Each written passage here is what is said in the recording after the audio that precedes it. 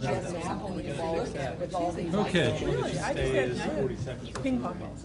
That must have been bigger than that. Ours are bigger than that. I had one probably just a little bit smaller than 10.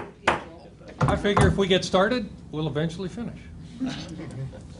Welcome one and all. This is a special, huh? I'm going to keep score. That's one for This is a special meeting of council coupled with the Planning Commission. I'm pleased that you all could spend your time with us this evening. I know you have probably something else better to do this evening after the storm last night. So but, nice to get together. The subject, we only have one subject on the agenda tonight, and that is our parking management process that I know the Planning Commission's been working on really since we last met in, was it September or October? Anyhow, a long time ago. Something near and dear to our hearts and that you're working on diligently. I thought we'd have an open forum here. Douglas is going to walk us through, for council's benefit, where you are. I'll share with you some of the things that we've been about, and then we'll talk about some of the other initiatives. So. Okay, thank you, Mayor. So as you all know, we met the latter part of last year. We left that meeting kind of with the understanding that we would start having these meetings more frequently. Planning Commission went off at that time and has done some kind of talked amongst themselves. They held a public forum. There's been a lot of debate and a lot of discussion about the issue of parking. And they have come to a point where they think that they have kind of a concept that they would like to get feedback on. And it's a kind of a balancing act, because as we discuss this concept, you'll see that there are a lot of moving parts, there are a lot of issues at play, there are a lot of details that would need to be ironed out, but the Planning Commission does not want to go down the road of ironing out every detail if it's a plan that is not going to have any support at the City Council level. So Commission was hoping to meet tonight and kind of talk about a concept and see if they need to go back to the drawing board or press ahead in the direction that they're looking to go in. And so that's what they would like from tonight. And the concept, which I'll go over, is, like I said, extremely simple in idea. The complexities obviously come into play with actually putting the concept into motion. But it really boils down to four kind of major components. The first component of the concept would be to open up nodes of parking on Ocean Boulevard. This would be on the ocean side of Ocean Boulevard. And that section of the island is a little bit different from other sections in that the avenues, the public rights-of-way in that area, actually extend down all the way to the ocean. Where other places where you see a path, there's typically not very much room there that's either an easement or a right-of-way, but it's not a 60-foot wide public right-of-way as it is there on Ocean Boulevard. So we've talked very loosely about how that parking might look, and I think you've gotten a sketch of what that could look like on the ocean side of Ocean Boulevard, up to about 10 spaces periodically on that stretch of the road. The second part of the concept would be to leave beach traffic parking on Palm Boulevard. This has been an idea when it comes to actually how that might look. The Planning Commission has varied ideas and still really has not ironed out exactly what that may look like. We've talked about it being on one side of the road only, talked about being on the other side, talked about limiting it to down to just enough spaces to meet the requirements of the beach management plan, which would be a pretty severe limitation. But I think they've landed on the idea that there needs to be parking on Palm Boulevard in some fashion. How that looks, they haven't really gotten to the details of that. Also, that there would be, similarly, there would be parking at the ends of the avenues where there traditionally has been parking, from 41st Avenue down to 57.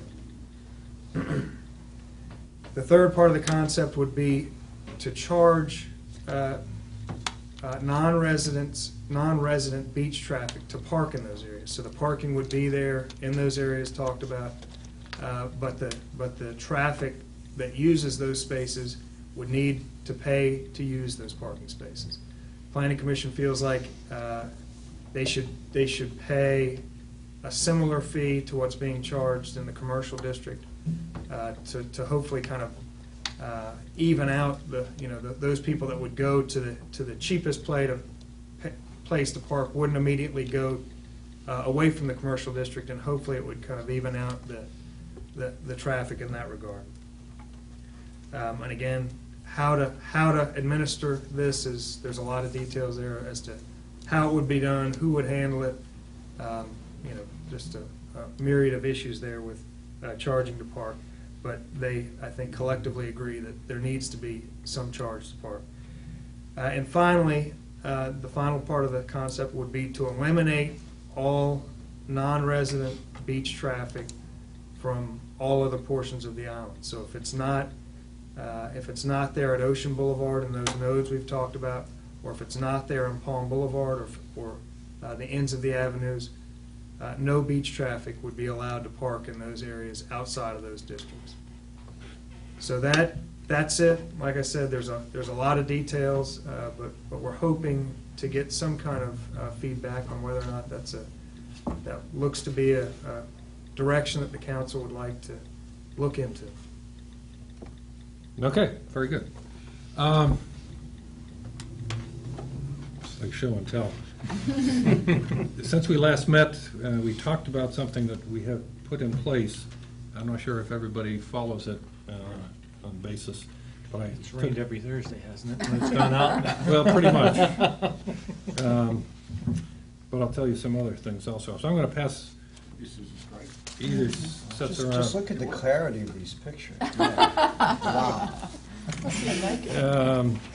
The first two pictures, I mean, just thumb through them all as you get a chance, but Michael, you can look over my shoulder. You can move that along.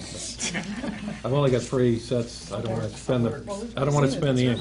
The first two show that where we have been putting the 4-foot stripe, people have paid attention and stayed off the road. And frankly, those that haven't, our officers have been on their tail right quickly. There's no question whether they're within 4 feet or not, so the officers quickly can move to that, which is excellent. The third picture shows something further down on Palm Boulevard where we hadn't striped, and this was all taken within 10 minutes of each other.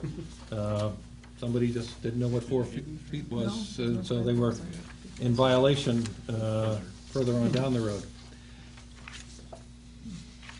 At the next two, is there 2 or 1? I can't remember how many I brought. Anyhow, this picture shows the intersection at 25th, in that people clearly park too close to the intersection. We have on Charleston, well, I guess it was in Carolina, last year we installed some no parking here to corner signs. Seem to have worked well. We have asked, I'm looking at the chief now, we asked back in February for similar signage on Charleston. Hasn't come through yet from the state, is that correct? Linda and I had the opportunity to meet with the DOT last week or the week before, I can't remember which, and we've asked them to put on fast forward those signs and to put together enough signs so that we can do at least a good stretch on Palm Boulevard on each of the avenues as they come out, no parking here to corner, which of course is a lot of signs. You have to have them on Palm, you have to have them on each avenue. So there's 4 signs for every avenue. I would say we were heard, we were understood, but we didn't get a commitment. Does that sound right? Didn't get a refusal either.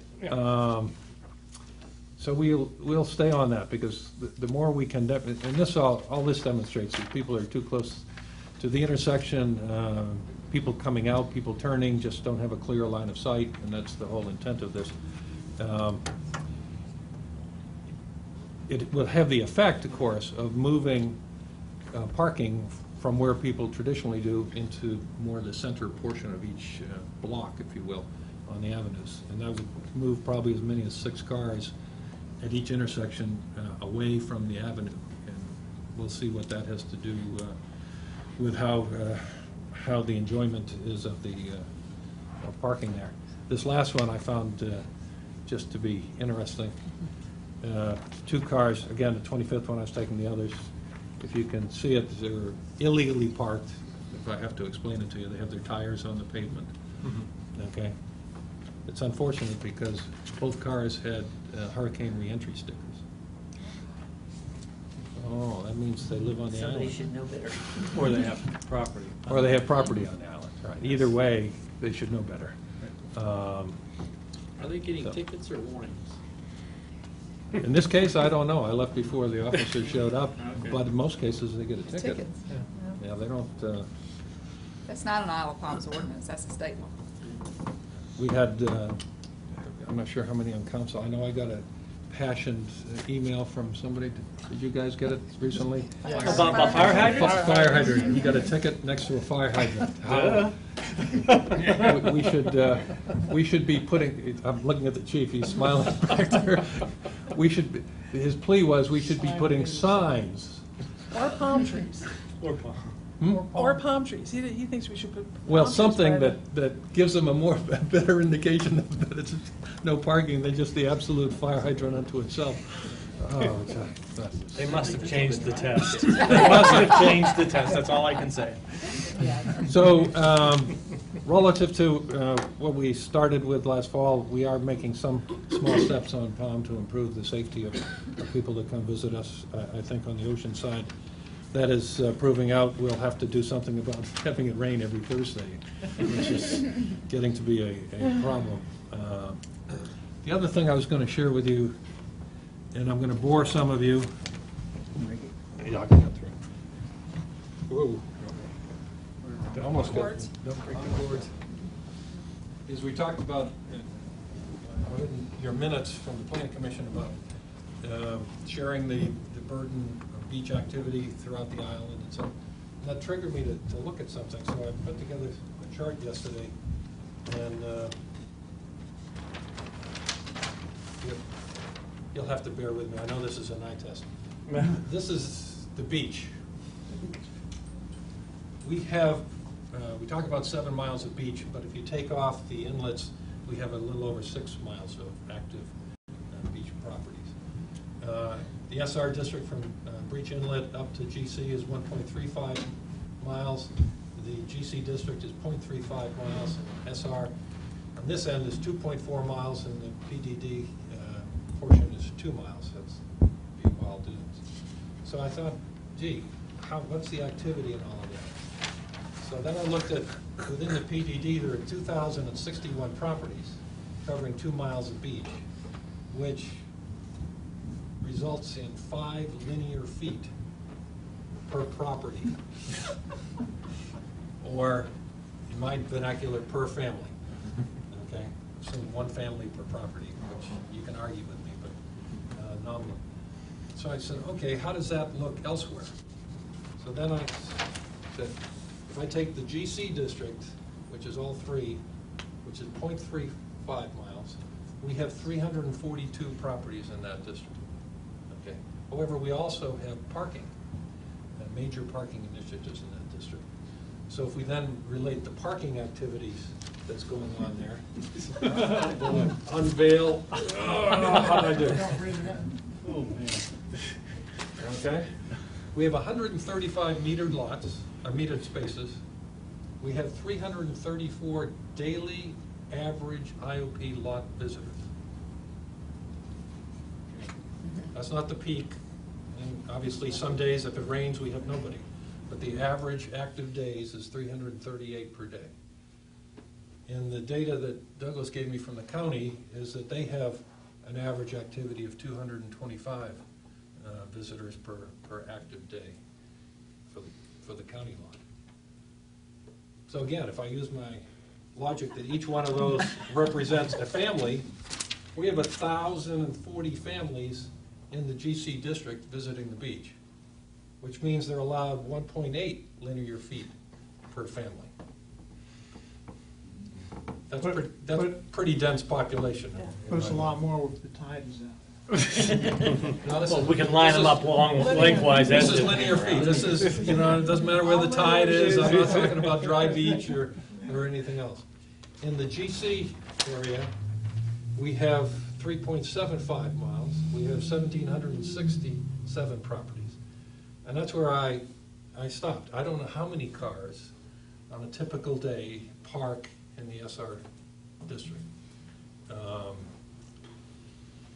And I don't know if planning has ever come up with any sort of nominal count. We have the car counting guru. I think we're getting between about 500 or 600 cars I've on a done, busy day between 21st and 57. done 3 counts thus far. And this is strictly from 21st to 57th. It was not counting, that's it. On Easter Sunday, between 4 and 4:30 p.m., we had 294 cars parked. Is this on both sides of Pond? Pardon? On both sides, yes. And up the avenue. And up the avenues when it gets crowded. And on Saturday, April 30th, from 3 p.m. to 4 p.m., it was crowded. There were 639 cars parked there. Sunday, May 7th, from 3:30 till 4:30, and I didn't count, I counted from 42nd to 21st. I didn't go all the way to 57th, but there was 281 cars parked in those areas. And that, of course, is only 21st to 57th. That's correct. Doesn't include anything on Charleston or Carolina Correct. Avenues down there. And I don't have a count, and I don't even know how to venture a guess. So, There are actually 71 spaces that the beachfront management program provides, wherever they are. Counted, Pardon? counted. They counted. That they count, that they give us credit for the beachfront management program. So, okay. how many cars parked there, don't know. You said 70-some? 71. I'll put a question mark. But, okay, so a peak could be 600, maybe 700 in that area that you counted on a nominal, somewhere 3, so 400 or 500 would I mean, I don't know. I would say you're probably accurate. So if I- 400 or 500. If I put 500 here just for talking purposes, that would give us 9.6 feet per family.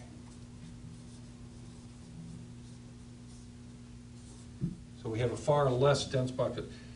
What this told me was, we're not going to be building a garage in the GC district to take on more cars because there's no beach. 9.6. Hmm? Yeah, the calculation's a little off. Wouldn't it be more like 3.6 or something? 500. 765, 500 cars. 2,200. No. Oh, it's It's 3.75 miles. I got you, miles gotcha, is 8 gotcha. 8,000. Gotcha. So that's 20,000 Never mind. feet, 2,000. I had cheated as I put 250, 500, 750, and 1,000. I did it So you before. paid I didn't know what the number was. I already calculated. So the GC, to me, is not a matter of the parking, it's a matter of the beach. The beach is packed. It's about as tight a pack as we can get. So the key, in my mind, is to maximize what we have there for parking and use it as much as possible. But I don't see us creating additional parking in GC because people aren't going to come to a place where they can't get to the beach. The beaches will be full.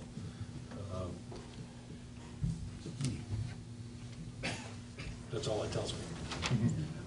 Because, you know, I'm not alone. A lot of people say, well, why, and we heard at the public hearing, why don't we build a parking garage in the GC and our lot?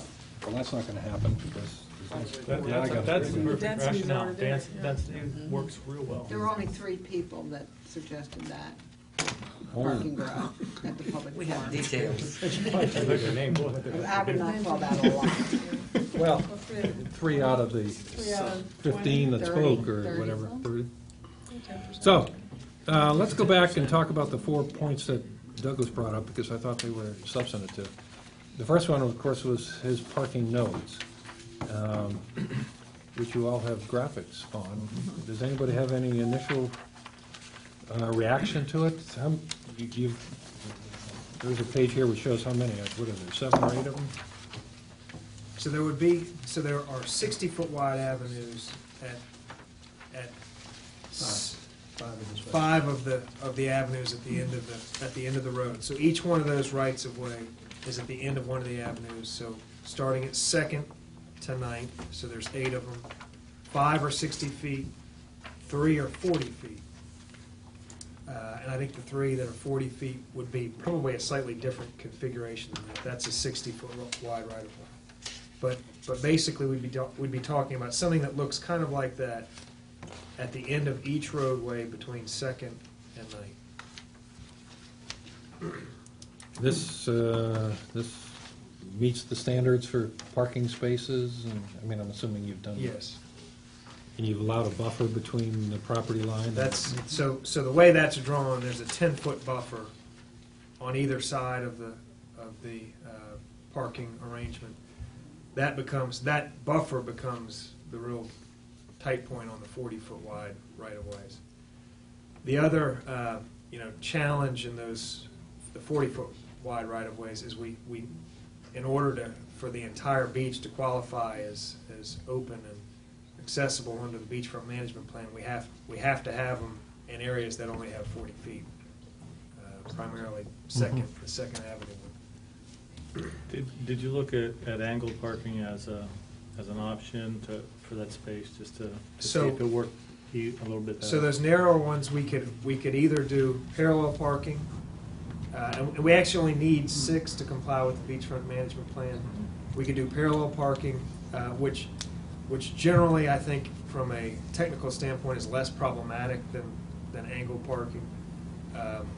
Probably slightly more desirable, but we could do either or, really. We could do angled on one side, or we could do parallel kind of on both sides. Douglas, on those other smaller lots, could you just limit it to electric vehicle parking? Yes. I mean, I'm sure we could. I think I'm saying that There's also some, fine print in the state statutes about qualifying beachfront management plans, and they require these 6 vehicles. How OCRM would define a vehicle, we don't really know, but I think that there's logic in looking at the state statutes that define a vehicle as qualifying a golf cart or a low-speed vehicle. Can I have those state statutes with me? And from what I gather, and I'll be glad to show you the statutes and let you look at them, but what I gather, the state beachfront management program speaks of automobiles, bicycles, and other parking, for parking, whatever. Where they have the requirements for full access, it specifically speaks of vehicles. Talked to David Stevens about this, he brought it up. He said the vehicles will qualify. Let me get the statutes and show it to you, let Dick read them. What vehicles? You say Yeah, the you vehicles? Yeah. Talking about Like golf anything. carts. Golf carts are golf electric will vehicles. qualify. A low-speed vehicle I can understand because it's licensed by the state, but a golf cart, Is a vehicle. Let me get the, This is a Stuff discussion for you. about how OCRM would Interpret. interpret their own guidelines, and it's hard for us to know Yeah. for certain. I think there's Back-free logic. conversation Right. at the well, I moment. mean, I'll take OCRM's argument.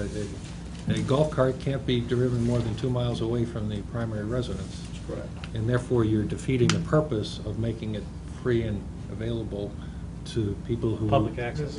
For the public. You have to be living within 2 miles. Well, the public could live on the island. Well, I understand. The public does live on the island, but Well, I think that's really only kind of a critical issue at that Second Avenue, because obviously the Second Avenue site is the one that gets you credit going All the towards way Bray around Chimney. Breach, right. So it's kind of a critical one, and it happens to be one of the narrower ones, but that's, that's one of those details that we would, But we could actually, I mean, I'm Yeah. just looking at the sketch here, you could make 9 car slots and 4 slots Yes. for electric vehicles. absolutely, yeah. And I think, That's not I mean, you don't have to be bound by, I'm not gonna read it Didn't now. we also- Thank you very much. Just Don't what do that. wood? You know, just what I underlined there is what I. Oh, okay. Take a look at it.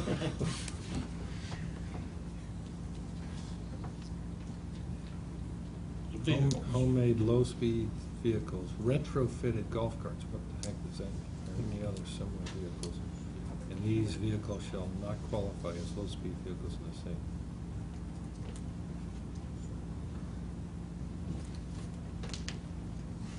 This is under a section dealing with license plates. Golf right, carts don't. there's, Okay. we would need to get a determination from OCRM as to how they would. If I could say, the obvious, there's, from the public forum, my impression is that the people obviously back from these areas were vocal. Carolina, and I imagine that this arrangement would make that group happy, I don't know, happier maybe. I don't know how the rest of the neighborhood there would perceive that type arrangement.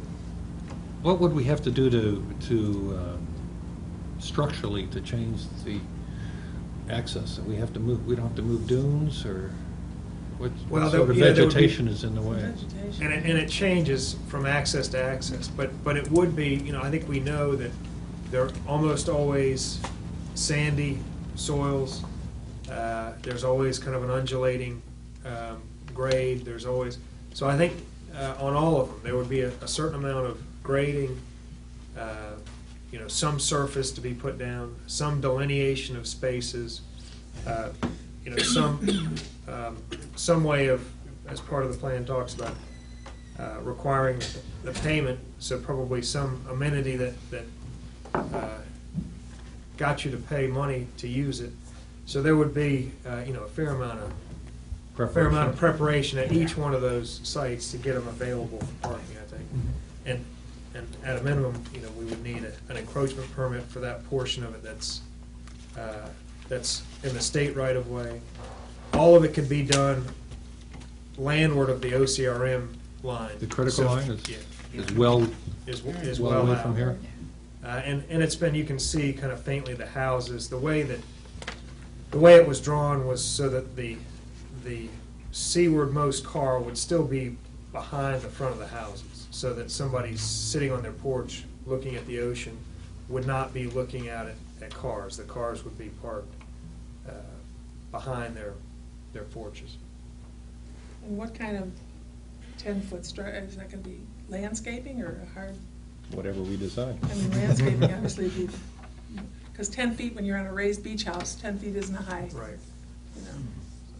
Yeah, and that could be, there's two ways of looking at that. You could either try to make the lot so that it was as kind of streamlined as possible, so in the 9 months out of the year that it's not used at all, you almost wouldn't notice it.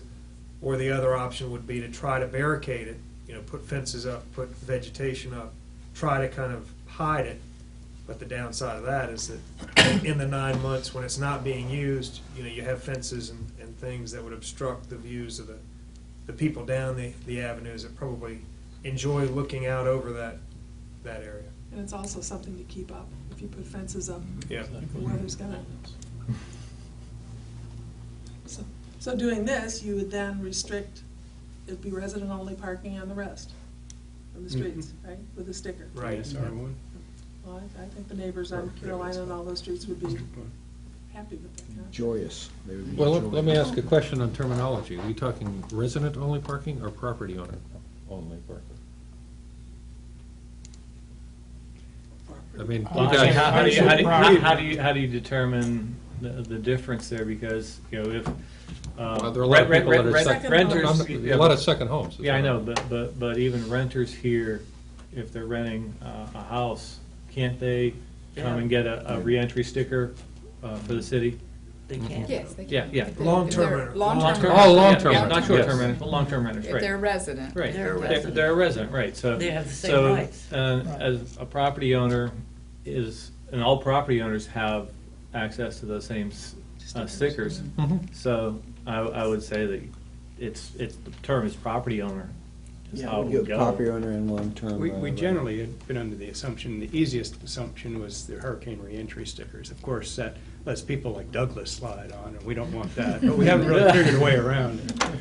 Well, we reissue every 2 years or 3 years? My recommendation would be, if that's going to be the mechanism, if we're gonna use that sticker, that we should expire all that are out there and reissue. Because we do have the distinction of, we've got some business owners who do not live on the island, but have hurricane reentry stickers because in the aftermath of a storm, they need to get to their businesses.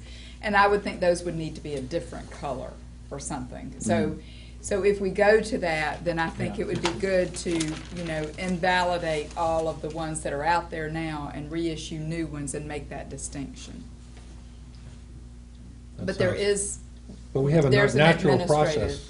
Don't we, every 2 years or every 3 years, we, I think it's every 5. Last mine's 2014. It's a 5. It was shorter than that, but it just got to be too cumbersome. okay. Laura was too busy.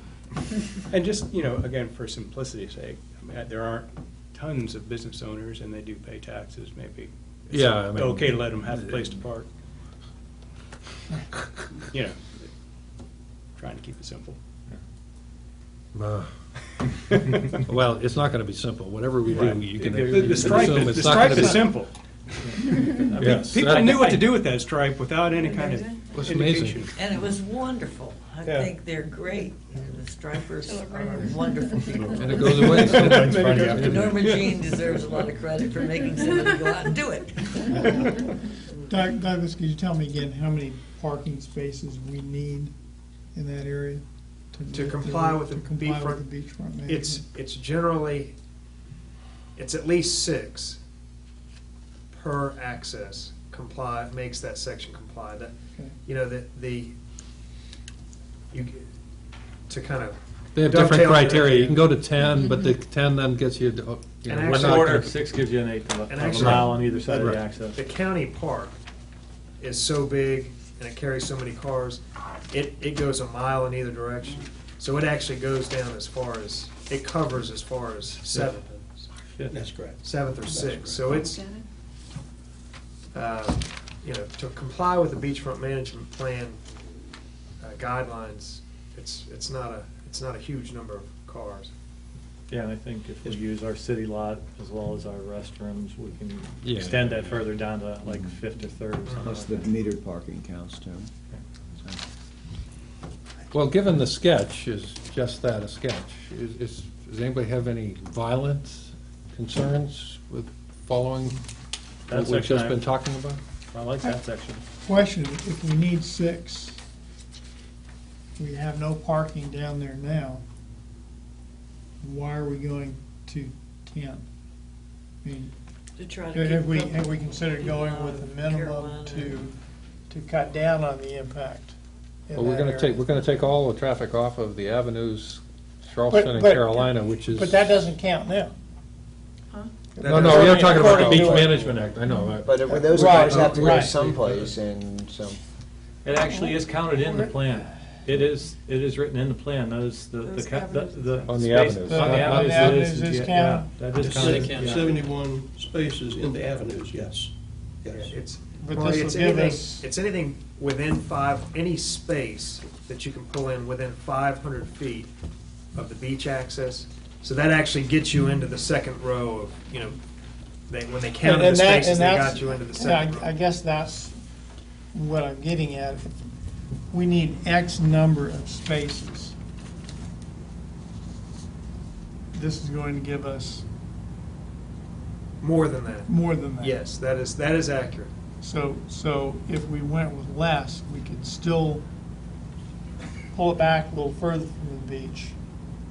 Oh, you're saying for visibility and from the for houses? visibility from the houses, and still meet our access requirements. You know, so this is another point that the planning commission kind of, I was gonna say, is you want to get into that right now, there's a point, we're trying to kind of find out what the right number of cars is, and there are various kind of toggles that the planning commission looked at.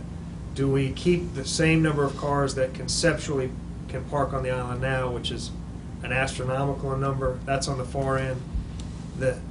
On the other end of the spectrum is just enough spaces to meet the beachfront management plan, which is, quite frankly, a very small number compared. And then the planning commission, I think, kind of came to the middle ground of why don't we try to accommodate enough cars that we could deal with an average busy day. Maybe there may not be a space available on 4th of July weekend, but on an average busy day that we're having here, the goal was to basically meet that demand so you don't create the issue of, you know, cars just endlessly circling the island waiting for somebody. So that's kind of an underlying goal of a lot of these is to kind of meet that demand on a busy summer day. And so I think reducing it down to just 6 may not meet that demand. Another thing, I believe the demand is going to continue to increase. That's right. As more and more people move to the low country, we've seen the demographics from the last census. It's going to continue, that trend is not going to stop. The idea is to prepare for the future, not to just try to This needs to be accommodate elastic, yes. and make OCRM satisfied. Well, I like the sketch, if we can accommodate, you know, some dedicated space for a few golf carts, not an overpowering number. It would be useful for folks in the area. If we cut off parking in the avenues in Charleston and Carolina, and we make that property owner only. Property owner or resident. Slash Right? residence. Yeah, Resident. yeah, okay. Well, you know. Because what I'm long-term trying to renters, get- full-term. Full-term sticker. residents. I'm assuming renters should have adequate parking space on the property that they're renting. That's right. Or It they may should not be- be the case. Because the ordinance says The you can only ordinance have so says many that, or they cars, shouldn't be so renting they it. should Right, obviously have enough but I cars. mean, you know, they suddenly, Enough space. grandma shows up in her car and, you know, she's only there for 2 hours.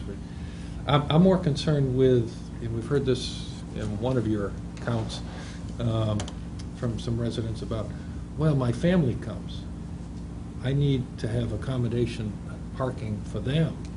They're not the property owner, they don't have a reentry sticker, but I want them to be able to park on This, Carol. I mean, we're not gonna solve all of yeah, this this is tonight, another, but so the city of Charleston and the group has kind of talked about the model that the city of Charleston currently uses where they have resident-only districts.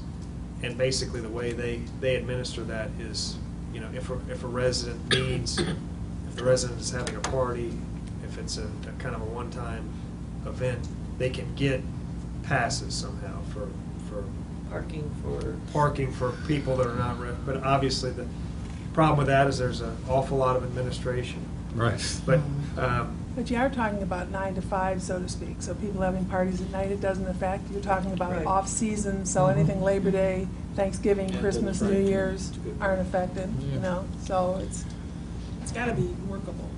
And also, I could park my car on the You could street pull it and out let and my let your, guests park right. in the driveway. Yeah, exactly. That's You it, can work so.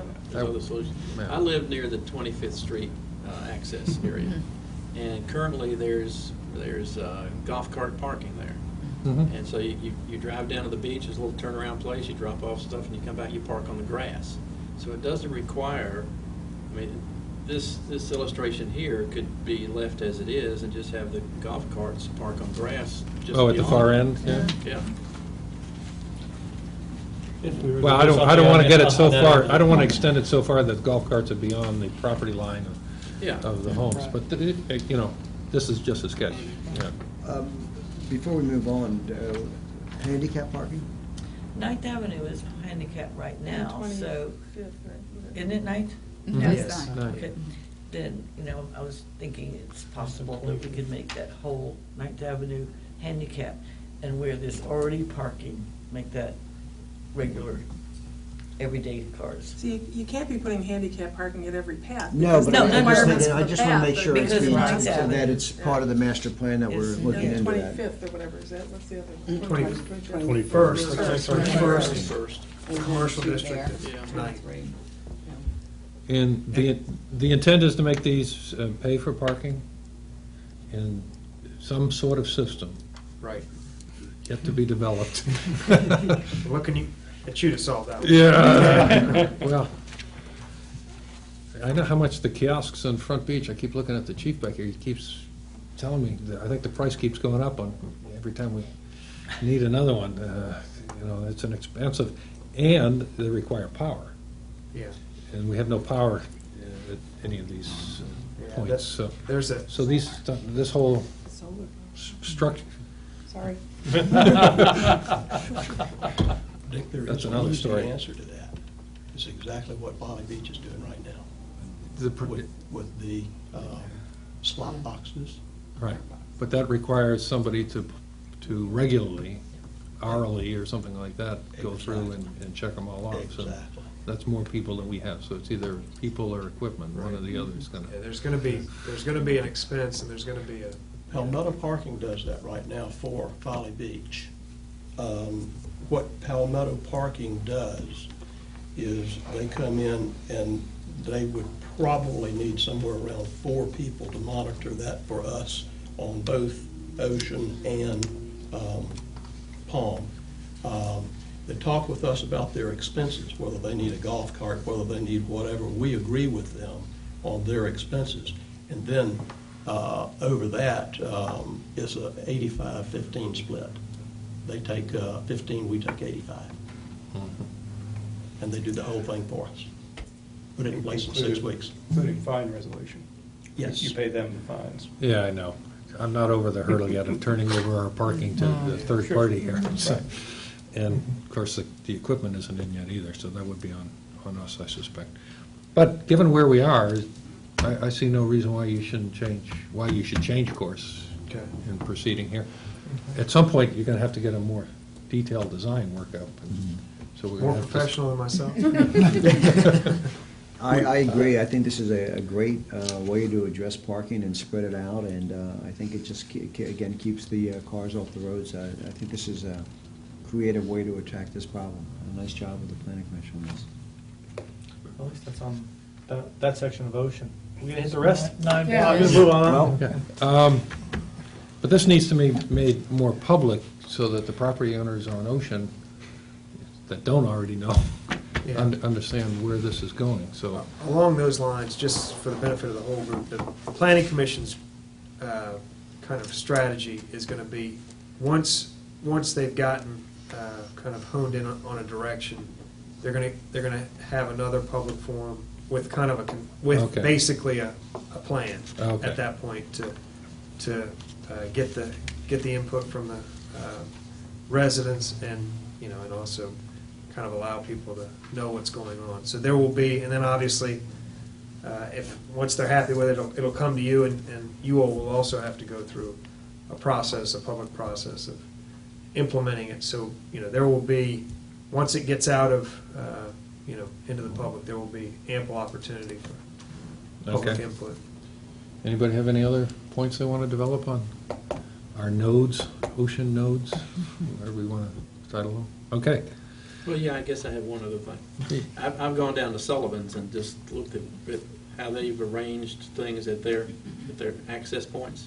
The one thing I was impressed with was the fact that at each access point, there's some consistency in the signage and so forth, where they have 2 large wooden poles and then a board in between with all the signs on it, not a scattering of 3 or 4 different signs, different colors, different levels, that sort of thing. So just from an aesthetic point of it view. looks nice. It looks a lot better. That's a good point. We ought to strive for that in anything we do. Do you ever make money on ever bring in some cash? Cash to pay for it. They're Well, nice, I they're mean, heavy yeah, wood, they're nice, They're good looking. I don't think that would be terribly expensive, though. we're talking 56 of them, or whatever. Well, that might be Or more. expensive. And that's just the main ones, then we got the A's, tackle them one thing at a time. And that's a good point. We ought to be consistent and as simple as we can, but Right. yeah, move on. Okay, point 2, let's move to the other major thoroughfare, Okay. Palm Boulevard. You've So as I've described, the planning commission has really, I would say, not collectively come up with a, ironclad idea of exactly how it should be arranged, but I think that they are, agree on the principle that the public should be able to park there, the public beachgoers should be able to park there, but they should also be required to pay. And exactly how it's arranged, which side of the road is still to be worked out, but. I have no great revelation on Palm. Well, I've shared with you what we've done to keep them off the pavement by 4 feet. On the other side, if we keep them away from the avenues intersection, which we haven't done yet, if we get that signage in, it'll be interesting to see if that spreads out parking further down Palm, and what does that do to any heavy congestion? Do people just use different avenues to get there? Yeah, and I think that, and Noel's been really counting that on the weekends, but there is some traffic going up the avenues, and a component of this would be to stop that. So that would have an effect of pushing, kind of spreading. You mean some parking going up the avenue? Yes. Oh, okay. Yeah, currently there are people parking, up the avenue, specifically 25th, areas around that there where that, so, there will be some spreading caused by stopping the traffic from going up those avenues. Something that's interesting about that I found, and I had somebody explain it to me, is I would go kind of halfway down, I want to say 30 to 31st, and all of a sudden, one count, there was 60 some odd cars in that area. And then you go different places, and there'd be a bunch of cars here and a bunch of cars there. Somebody explained it. Those places that people like to surf. Yeah. 25th, 30. 31st. You're not going to change that either. Well, no, they may have to, if this was implemented, they might be kind of spreading from 25th, from 31st. I'm still sort of in favor of just on the ocean side. Because remember, we're going to have parking on both sides because it'll be residents parking on the off-ocean side in any case. So I still feel for the people who are homeowners on that side and have a parking lot in front of their house consistently for 3 or 4 months.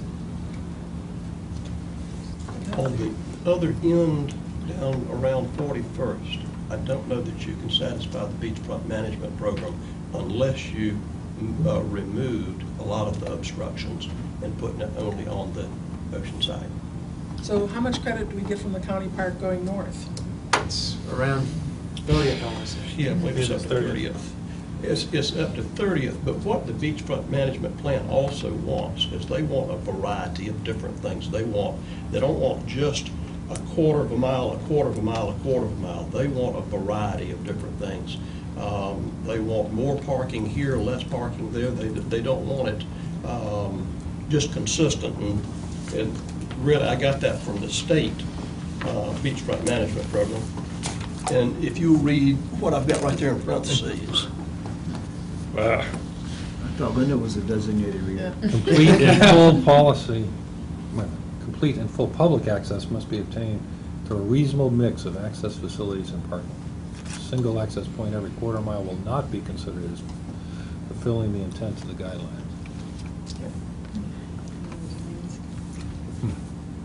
The other, I guess, problem I had when reading through beachfront management is, their goals are to make more accessible beaches. And we've already got a beachfront management plan that outlines how accessible our beach is. And we already know we're going to go in probably and reduce what's in the beachfront management plan now. And so that's a consideration, I guess, of, I don't know what impact that will have. We'll have heartburn. Yeah, Yeah. what Yes. happens is, about every 5 years, I believe, they review the plan. Right. And what they're looking for when they review it is if we are doing the things that we said that we would do in the plan. If there are instances where we are not achieving those goals, then they may cite us as potentially being out of compliance. Usually they write a letter, it's usually several pages, and then you have an opportunity to rebut it if you would like, and then it is their choice whether or not they deem that we still have an approved plan or not as a result of that letter and that rebuttal. I've been down that road with them. We've only had a beachfront plan for how many years? It was very recent. So what was happening just before that? They were just slapping your wrist every 2 years? No, we did not, we could not access any available funding Funds for from renourishment, them right. This all without. revolves around funds for renourishment. Right. No, not the moral high ground about how many people should come to the beach. Right. It's the stick that, the only Right, stick the they carrot, have, yeah. so they're trying to get as free and open beaches as possible, and the stick they use is. Yeah, I would think that whatever we decide to do, whenever we get to that point, that we would run that by those folks before we put it into effect and get their buy-in, and then we're not gonna have to worry about them possibly coming after us or not after that. Yeah. I mean, if there are rules, if we follow the rules, if we have the 10 spaces and whatever, if we have all that covered, I think we put it out there. Otherwise, you're asking for I mean, nitpicking. the fact of the matter is, we're not changing where we have facilities. That's probably the biggest thing that they're really interested in Right. across the board is where are their facilities, changing rooms, showers, and that stuff. Trash That cans. trash cans. I mean, we've got all that stuff covered, but where we don't have it, we're not planning on putting it in, and so a reduction in spaces and how that would actually impact ultimately the requirements that they've laid out. I just don't see that being an issue, because it's not like we're taking other things away. We've got what we have with regards to the extra services that they really are looking for. And he's, according to Chris Jones, I think we're somewhere in the neighborhood of 10 to 12 times the requirement. So maybe, Island-wide, yeah. maybe if we were 5 times the Yeah. requirement, we'd still be in. Exactly. What we do is we're still gonna be in compliance. Well, Sorry. no, go ahead. Honestly, but that, on the planning commission, that does seem to be, especially on Palm Boulevard. If you take away all the parking on one side, if you don't clear the obstructions, we were reducing parking by probably over a half, from what's available now. And I think we kind of need direction. Is that the way council wants us to go? Or goes back to what Doug was talking about earlier, and it's more prevalent on Palm, is there's a lot of parking there now. We all see that we need to reduce it somewhat. It's how much do we reduce it? And there is some disagreement on the commission about where that number is. And if council has kind of an input of where y'all want us to shoot for, that would be helpful to us. I think as Mike, I think it was Mike who said that we have to prepare for the future. We have more and more people coming. And as you said, when you can't find a parking place and you're going downtown or to the beach or to a restaurant, you drive around and around and around and around till you find one. Or you go And that's home. not what we want. You don't go home with you've got kids screaming, "We're going to the beach." Then you go to the pay lots that are only full. No, so you go to a couple days Solomon's less. Island. You go to You Solomon's go Island. to Solomon's Island. It's gonna get Could be worse come down back there, earlier too. the next day. There are plenty of people going to Sullivan's Island now. But the point is, at some point, no matter what we do, when we implement a plan, there comes a time when the island is full. So we have to have some kind of means of determining when it is full and how it's enforced. Correct. But it's down the road a ways, but I mean, that's looming out there at some point. Part of the problem is the concentration in really a few areas, 21st up to 27th 31st, roughly.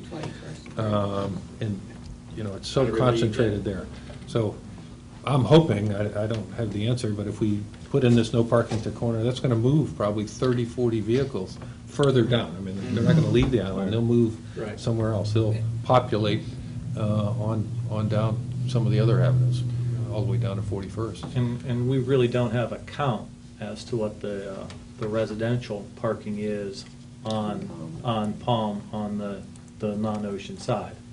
I mean, because that's, that's an impact already, so that, I mean, because that, we all know that there's a significant number there. So how Douglas, much? Didn't you the- have something that showed that at one time? Not the breakdown of resident. We have Oh, resident, counts, but we don't know non-resident resident. No, versus- When I did those counts, I didn't count anything, didn't include anything that was in a parking lot, A driveway. driveway. Right, you were just counting cars. But I and- can't say that some of those people didn't go to the beach and they were staying at that house. I can't say that. Right, that's, or, two cars, one in the driveway and one Right. in the right of way. You have something to say? Well, just a comment, because I deal with the offenders. And so I would say, Amy when you, does. when you are trying to achieve, where is the number, one thing to keep in mind is if it becomes too restrictive, it won't stop people from coming. They will just pay the tickets. They'll pay the $50 or $100 and park illegally. And so I think there's a tipping point where if it becomes too restrictive, then you've just got a lot of folks parked illegally and they're in the very spaces that you don't want them to be in. So I do think it's important to try to achieve some sort of balance that offers some available parking but doesn't promote that day when someone's coming over and they can't find a space and they just go, I'll gamble. And they likely will get a ticket, but maybe it will be worth it to them to get the ticket, but it might be right in front of Danny Austin's house. Or maybe we'll tow their car. We'll sign a contract with a towing company, which would be more than happy to come in and tow those cars that are illegally parked, and that'd solve the problem real quick. Either that or boot them. That'd be easier, they wouldn't have to fight the bridge. Yeah. Well, I fall back on, and I'm reading from the minutes of the last planning commission. It said the goal of the city's parking strategy should be to more evenly distribute the beach traffic across all parts of the beach and to keep roadways not immediately adjacent to the ocean free of non-resident or non-property owner beach traffic and parking. To give you a seems thought, that- we talked about well, let me just finish. consensus. That seems to work on what we've just talked about on ocean, and I think we should be using that same principle on Palm. We can't eliminate parking, but we need to more evenly distribute it all the way down, if necessary, to 57th. And what is more evenly distributed than the beach access points? If you use those as a basis. And we have to have cars parked at those beach access points, allow them to park there in order to satisfy the beachfront management program. So if you were to look at 15 cars per beach access point, or 10 cars, or 6 cars, or whatever, those beach access points will be very consistent from 57th to Breach Inlet. Well, I don't want to see 95 signs going down Palm Boulevard. Park here only, not parking, not parking. I mean, you're just jumping all the way down. We just have a sign war all the way in here. Noel and I have been kind of on the same page with this, and one way of identifying it, might cost more on the onset, but over time probably be more appealing. And I'm not a Georgia fan, but I think if you planted hedges in an area that's bound for parking or created for parking, again, like the white stripe, get people the notion of you park between the hedges. And you can't fit, we were toying with trying to see if we could fit all the cars on the ocean side only on Palm Boulevard. But in many cases, there are already existing driveways or other impediments that would really preclude you from doing that.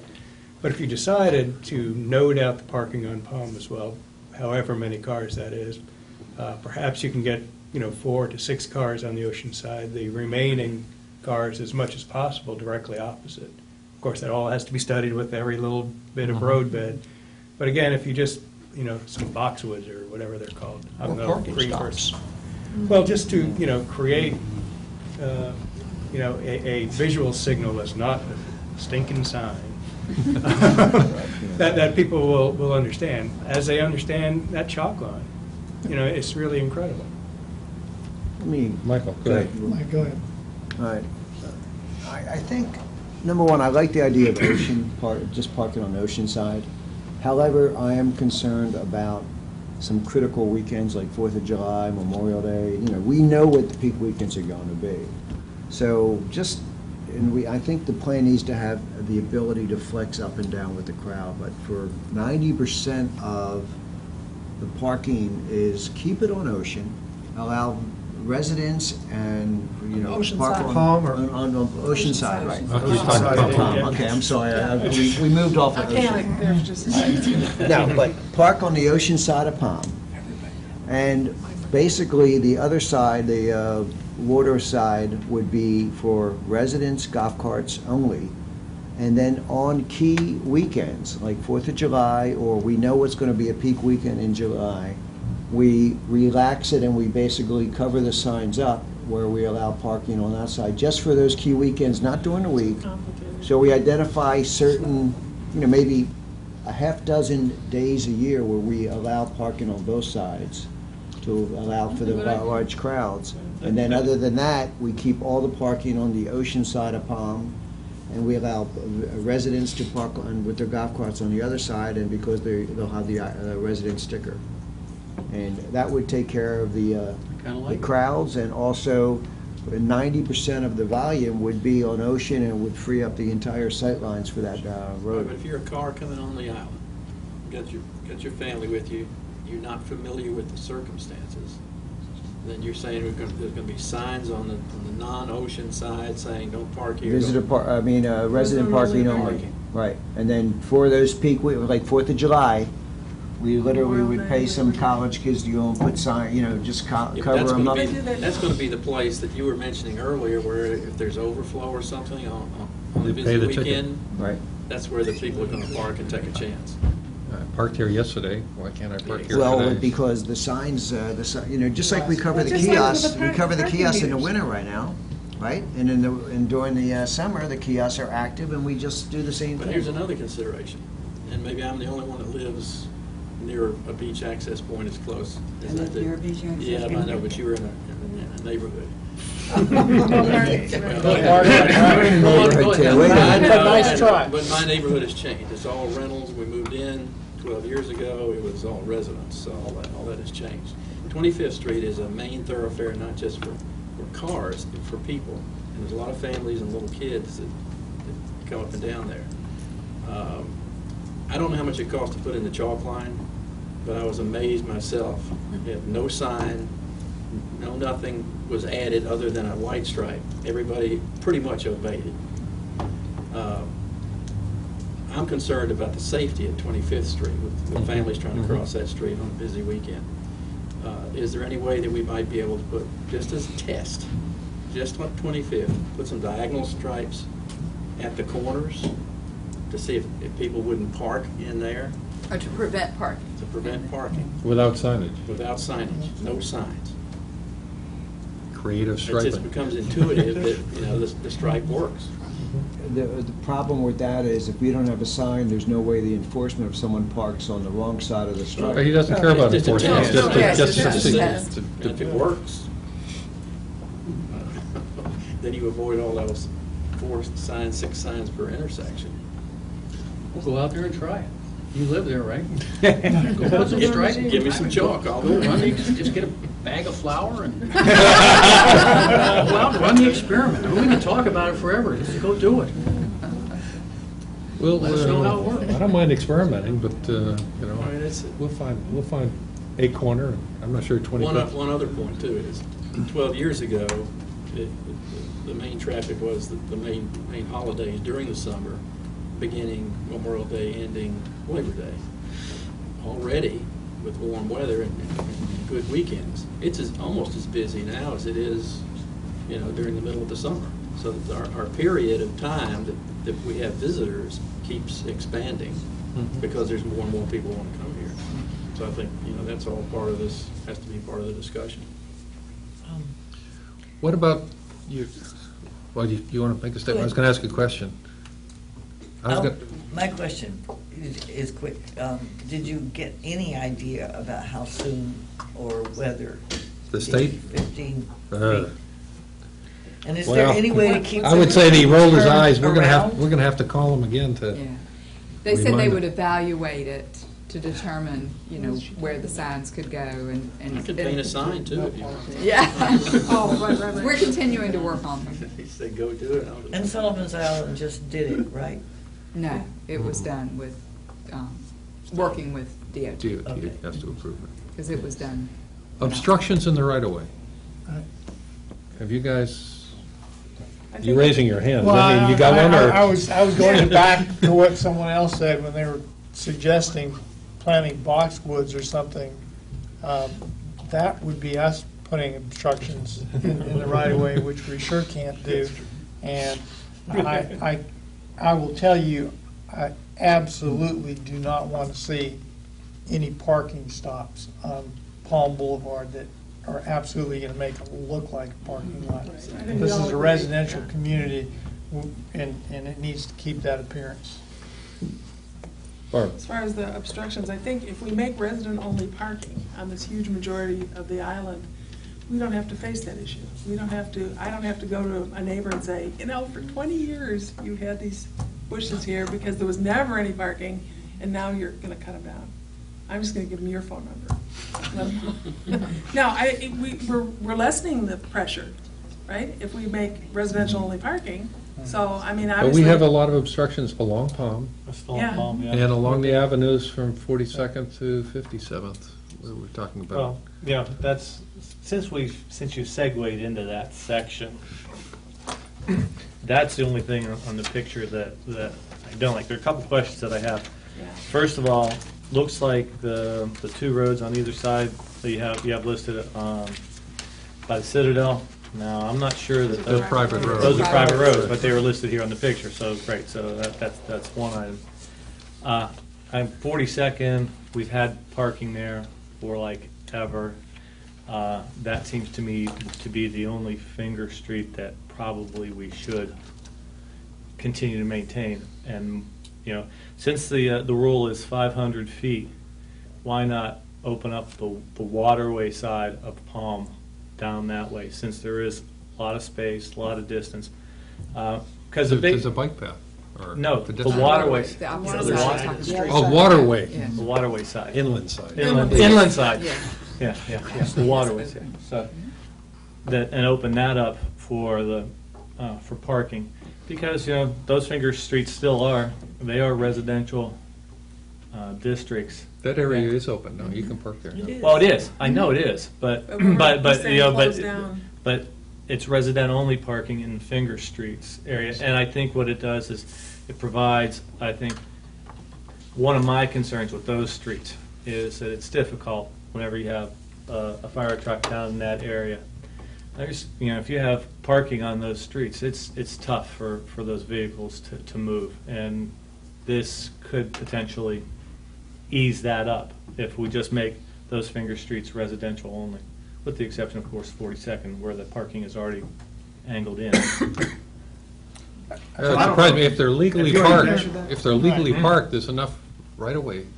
So, I mean, So, Dick, what Brian is getting at is that, so the plan, as we've kind of conceived it, would be to maintain parking nodes, basically, at the end of all of those avenues. I think he's saying eliminate those nodes and only have the parking up on Palm Boulevard, across Palm Boulevard.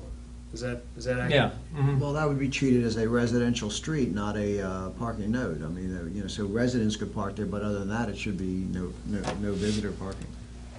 It's just And like so you were half gonna of a raise the block, question isn't of the it? distance. Yeah, and I don't know, do you know, are they within 500 feet? Have you measured No, that? I haven't measured it. I don't Some think of them so. are pretty long. Yeah, I know up towards 57th, I have actually measured up there, and it is. But I have a feeling that when you The get. 57th is It might be more than 500 Yeah, feet. it's closer. I think it's more than 500 feet. So I To don't the know access, that. yeah. I wouldn't necessarily use that map. And I'm thinking that area down just there, those counting lots. finger streets are probably some of the areas where we have more obstructions in right-of-way Mhm. than in other parts of the island. Were those obstructions to move, we'd have that additional room that we need. There are caps at the ends of many of those streets, because we've used it on the Turtle Team, where it's Yeah. really, but they're all overgrown. Right. You know, you could possibly create a little parking at the end, a Right. small node, but Well, not wait, half the distance to. My concern is the critical line. I think the critical line comes in. We'd have to look at that. Also, we All of the haven't, houses are, so, you know, I think conceptually, the idea at the end of those avenues would have looked similar to what we've, because it's the same width right-of-way basically as the Ocean Boulevard. We go back to that configuration of having 60 feet clear, you know, clear right-of-way, but But it's full of it's things. But there's also a road there already in place that we don't have on the ocean side. There's already road in place there, so we don't have the same. It's 60 foot wide for the whole road, but how much off of that road space do we really have for that setback? You know, which makes it a little bit different than the way the nodes are there. You know, we just take road straight on through. That's the question, and you know, it is. I still consider that one of the residential areas on the island too. I thought our focus was to make sure people who came to the beach were safe when they were here. Mm-hmm. Not, I mean, And- how safer can you be than on those avenues? There's no traffic. I thought our focus was the quality of life of our citizens. Yeah. And limiting the amount of cars. I'm not here to pack as many cars, even though it may be safe, as we can get on the island. It just doesn't make sense, especially as population grows. They don't build big hospitals up 17 without knowing that the population's gonna follow. And safety is also for, there's an issue down, police, fire get called, and they need to put a vehicle down at the end of one of those accesses on these finger streets, because there's a problem in that area. There's a lot of parking there, it just makes it that much more difficult. That's my view. It's a lot easier on all the other spaces for emergency services. You don't see that. I don't see it. I mean, the road is there, and there's enough right-of-way on either side of the pavements where people could park and not be on private property. It's obstructed now. You've got a 60-foot right-of-way, but you don't necessarily have to put 10 cars in at each point. There may be some places that we may have to put 10 cars in. There's a stretch right there at the Citadel Beach house, which is 0.20 miles that we'd have to cover with 10 cars. But, that can be worked in. There are parts of Palm down by 57th and 56th where we absolutely would have to park cars out there on Palm because there's no other place to put them. Yeah, you don't have the right-of-way going to the beach once you get beyond 53rd. So from those roads, you actually have to do exactly what you're talking about, and put them, and that's the way our beach management plan counts them right now. They're counting spaces up in Palm. I just want to make sure I understand now. Dick, you're proposing that on the finger streets that people actually park on the private property? No. You're talking On the about right-of-way. cutting out a nook at the end of the street? It's already there. Both. It's already there. They're already there. Most of them are, yeah. And down the avenue, there is sufficient right-of-way on either side of the paved property before you get on private property, just like it is on the other avenues.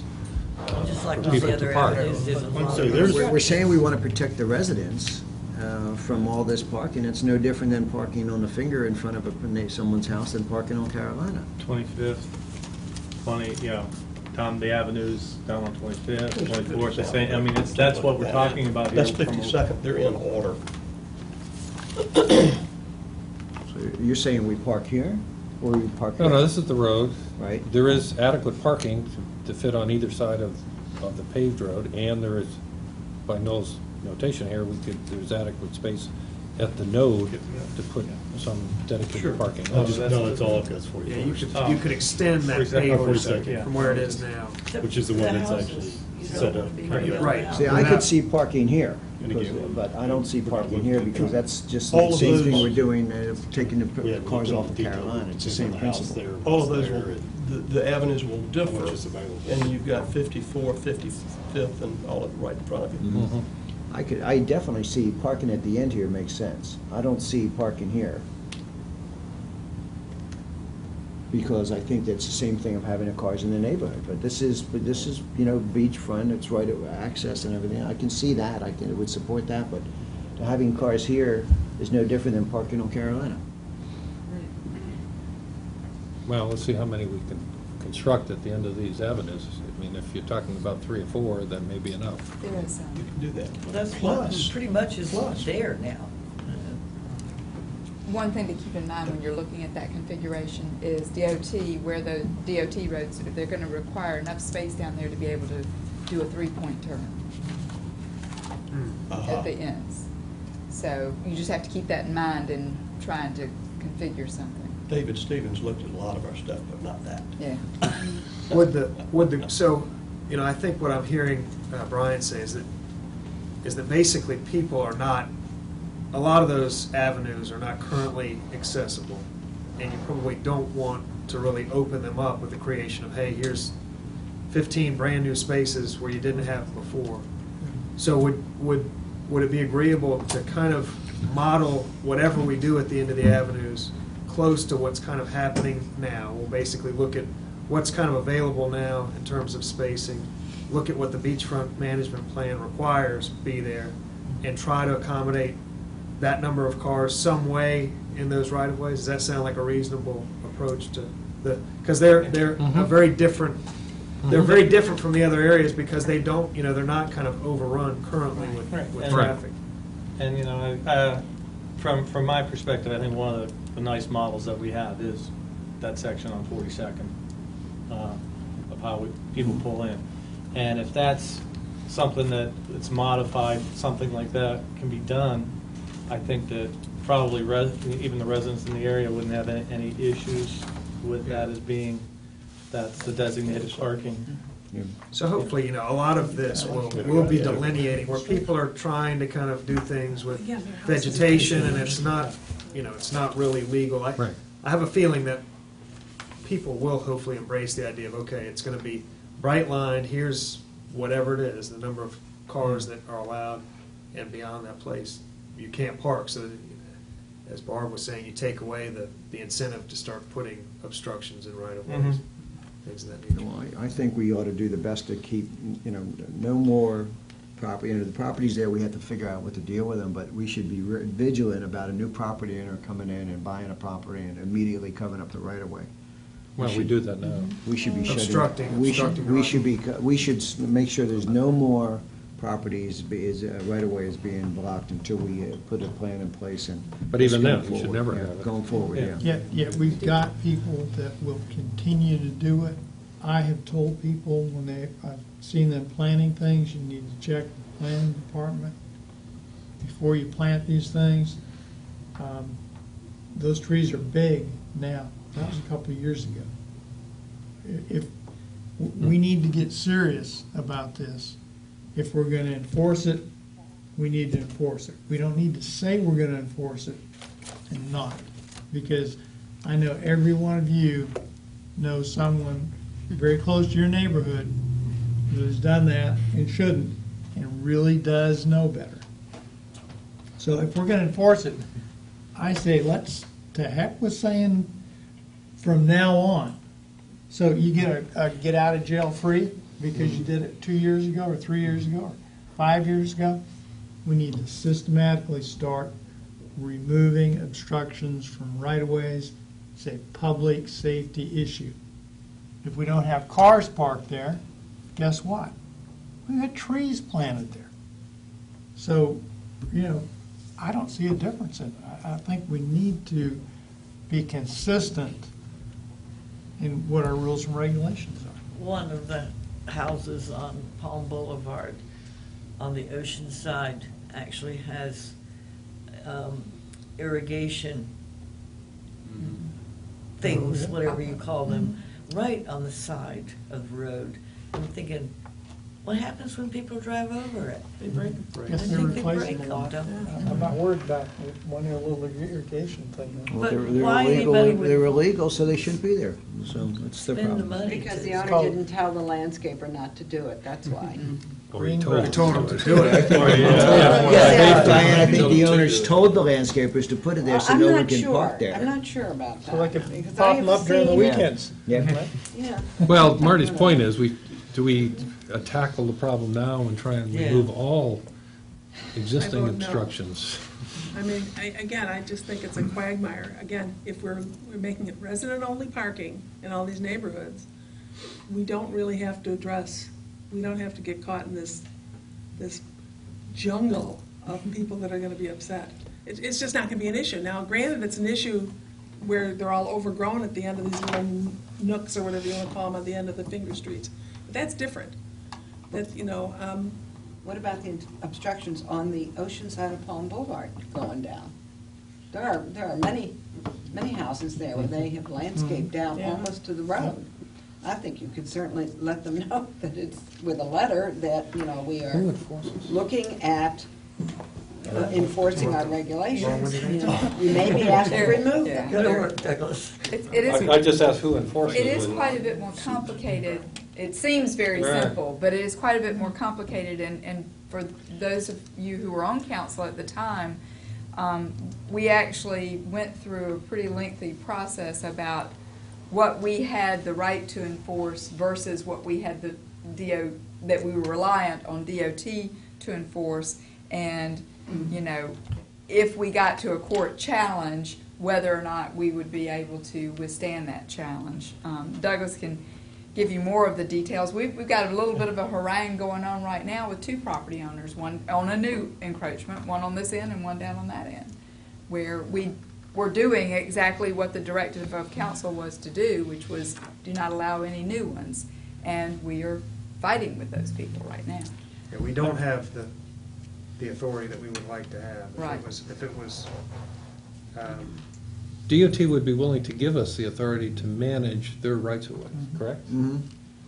If you'll recall, there's two different legal documents governing the right of way. Do you remember this now that I'm reminding you? There are two different legal, one of them clearly would give us the authority, and one of them, it is not as clear. And we have never gotten a clear read from DOT as to which legal document applies to which roads. So if we get into a situation where somebody challenges us, if Douglas goes and says, remove that, you do not have an encroachment permit, then we're going to get into the fighting in court, which we can do. But everyone needs to understand that we might not be on as solid a ground as we would like to be. You brought up a term there, encroachment permit. Are you also saying that they have issued encroachment permits? DOT Yes. has DOT. For some things, yes. For some things Mhm.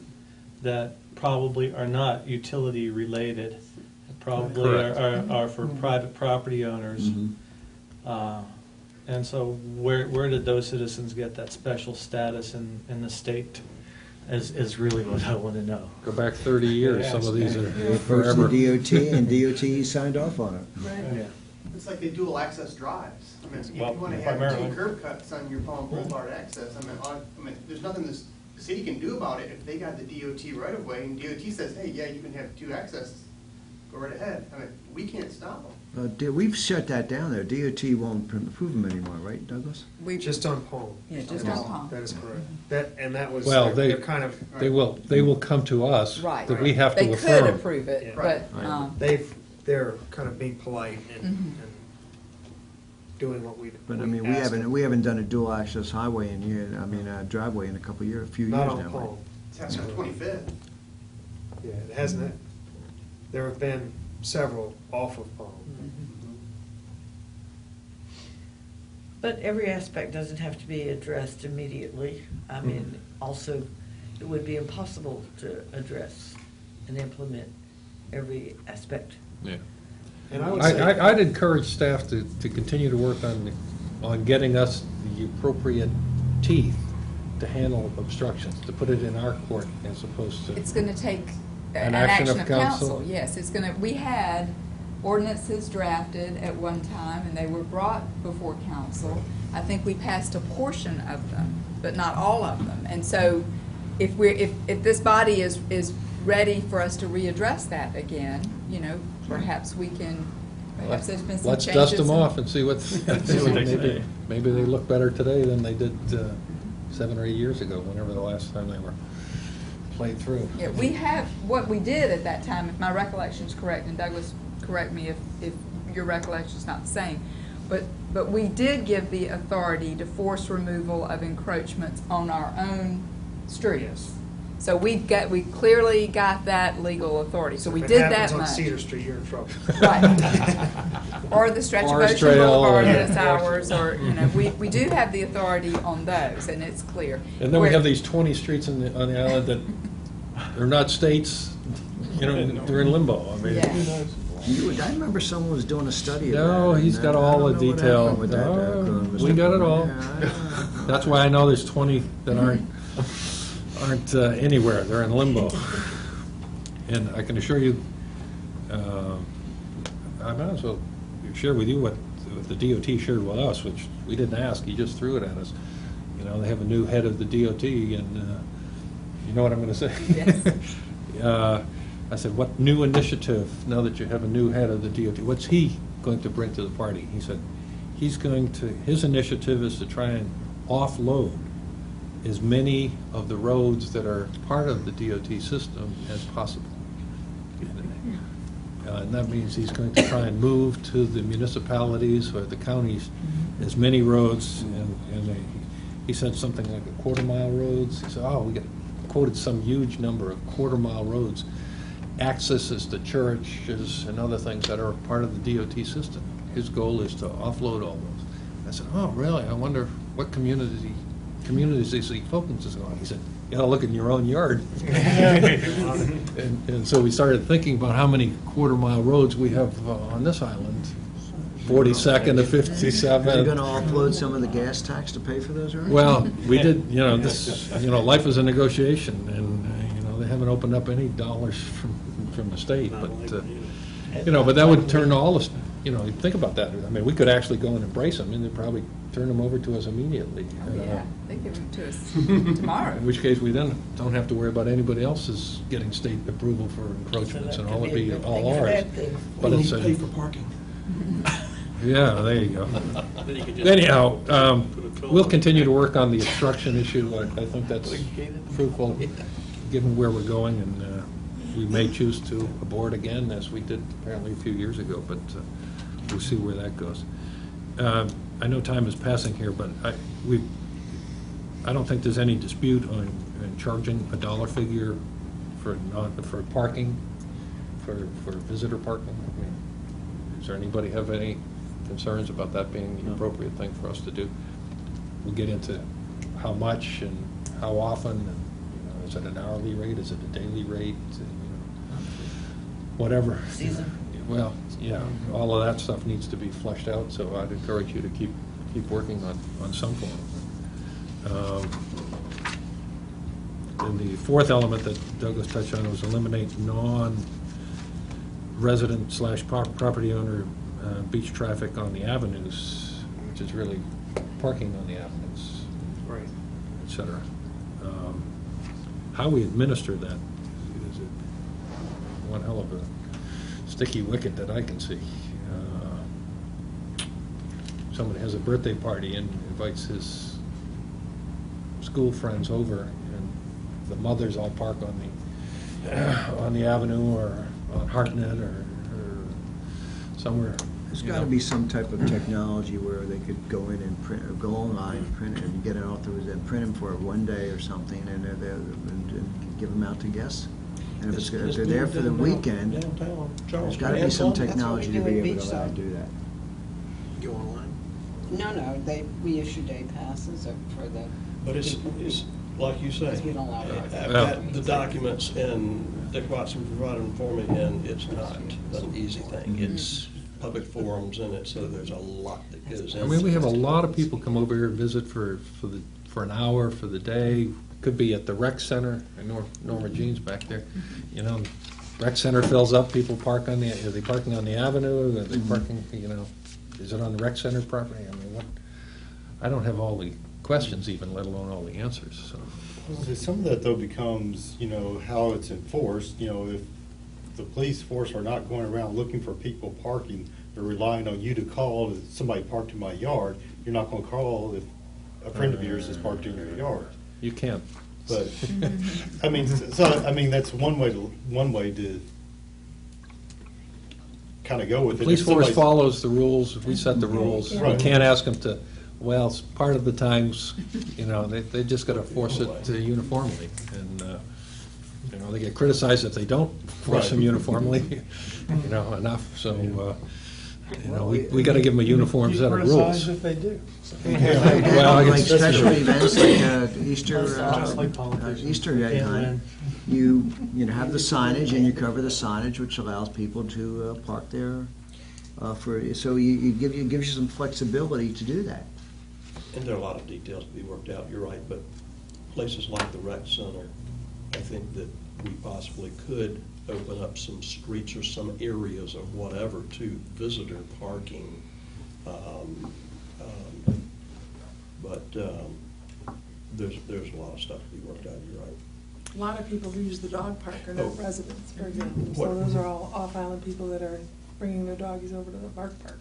Mhm. I mean, What I was getting ready to say also I'm is sorry. Barb's idea of just having that parking limited at certain times of the day and certain times of the season, and that kind of stuff is, what we're trying to do is our visitors, and a lot of times we don't have the visitors, so we wouldn't.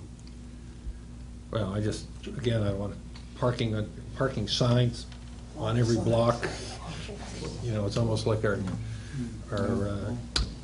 dogs on the beach. I can imagine, well, this time of year you can park, but not that time of year, but if the sun sets, you better move your car, and, I don't know. Since it looks like everyone's in pretty much fair agreement in principle moving forward, is there a time schedule where you can probably put together to have this ready for a formal presentation and approval of the council for ordinances and any changes that need to be made? I would, and just kind of discussing this with the planning commission, I think that if the city collectively was absolutely red hot to try to do something prior to the next season, This season. Yeah, this is, not this, Oh. not. Okay, Yes, fine. We're not- past this, good. But next season. 13. 12. 12, Twelve. excuse me. I'm thinking of the budgets. That it may be conceivable, but it probably would be done in a way that, consultants would be, or not, outside, the city couldn't be staffed, I don't think by next year, but, if the group was of a mindset of we just have to start something for this next season, it probably could be done, but it probably wouldn't be done perfectly in my estimation. So I think a realistic time frame would be the season after that. Linda, I don't know, you deal more with hiring, formations of departments to handle this. What's your opinion on it? Yeah. I think that there are quite a few steps that still need to be taken and still need to be considered. And I think conceptually, a lot of things have been talked about, but, there needs to be some costing of the elements of this for implementation, and many things have been mentioned regarding coordination with, various entities, and those steps need to be taken as well. I think it would probably be more successfully phased than to put it all into place at once, just from the standpoint of do parts of it, digest it, see how it's working, do the next part, digest it and see how it's working, and slowly incorporate the 100% of it into implementation. Yeah, but I think Mike was really asking about is the overall plan Oh. as to, because that's the framework that we need to work from to do anything. So what's the So not implementation necessarily. Right. I think we need to have implementation ready to I go think next we need to summer. be- This is why people get so frustrated with government. I realize this is a complicated process, But now we're talking about 2013, and people just start saying, what in the hell? Make some decisions and let's move on. It becomes very frustrating when you see other things that, huge buildings that get built and other stuff, and I know this is complicated, but we're not building a rocket to go to Mars here. Mr. Mayor, and I would say, Go ahead. if we need to maybe look at a priority, I would think that the area is going to give Carolina some relief. Those are the real residents that are having the problem right now. So I would think that if you needed a starting point, that may be where you want to begin. The other stuff is great, but and we have some problems. We don't have near the problems of the people that can't even get in their own driveways on Carolina. Those people are really hurting. Yeah, exactly. And that's why what's the timeline on the plan? And of course, I mean, I would think everybody would assume that we're going to do phased implementation anyways. It's just, it's only going to make sense. Yeah, there's no time. But let's get the plan together that everybody seems to be working on, and then let's go and do it. But let's not push the planning part, because you can plan forever.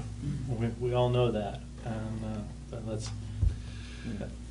I think that's the real target. What's the realistic approach to having something that the commission can say, is it 90 days from today that put it all together, based on where we are right now.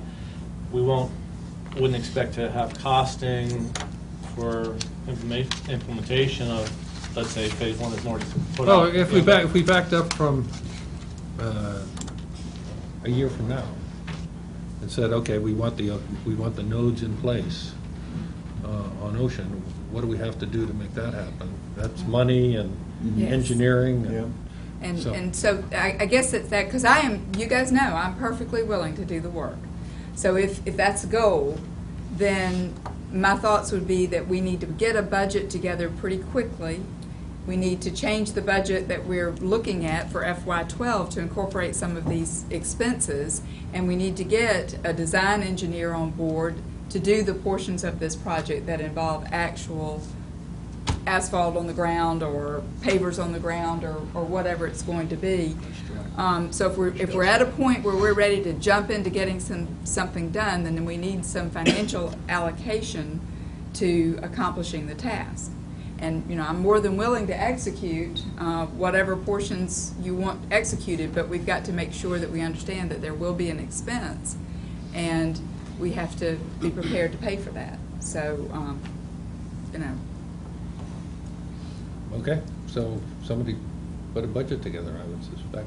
We need to do that quick, get an architect to tell us how much this thing's likely to cost us, so we can see if we can even afford it. I'll be fired. There's an architect sitting at this table. Well, I mean, Build roads all the time. we're not going up, we're just going. We're talking about David Stevens. Carl David. Hey, we're talking about gravel or something, we're not really talking about asphalt. Right, shell sand Right. is what they did on Right. 42nd. Yeah. And that kind of happened, having lived there and seeing that little parking area develop. It evolved. I had a buddy of mine who was a civil engineer. He used to park there when he went to the beach, and he got stuck one time, didn't get his tire off the pavement, got a ticket. And since he's, a civil engineer, he ended up talking to Donnie, and next thing I know, there was shell sand down there. And it's a wonderful surface. It's we use it in construction for a sub-base for foundations here on the island. It's beach compatible. It compacts, and it's held up. I haven't refurbished that thing in years. Certainly it has that roadbed as an edge, but it's held up. And it's pervious. And it's pervious. Sure. And it's inexpensive relatively. So, it's really a perfect product without having to go to even a crushed stone, which really aren't incredibly indigenous. Certainly gravel's not. So it is something that, That was a well, general pea term. gravel, Yeah. yeah. Something But- other than hard Sure, paving. and that stuff, you know, What's the spins point? and gets salt, you know, in other places. The shell sand pretty much compacts down.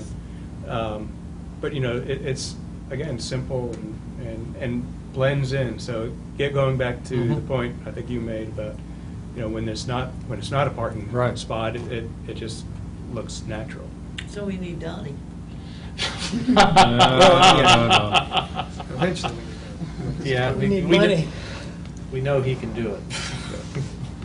I'm going to leave it with Linda and Douglas to work out details, come up with a budget for what it would take to do the nodes.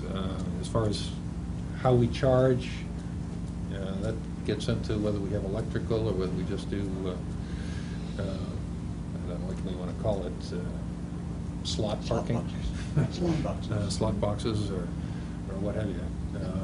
Or do you want to sell stickers that, you know, Mount Pleasant folks who know they're coming to the beach, that they can have a different color sticker for, that they paid a fee?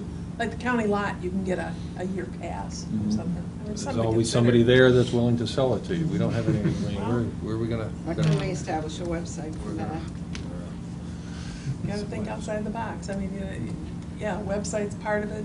We don't take credit cards. Actually, I've looked into that because a lot of colleges do all their permits and visitor permits, and if you're having people come, they go online. The biggest problem with all this was not the software for that, it's the payment.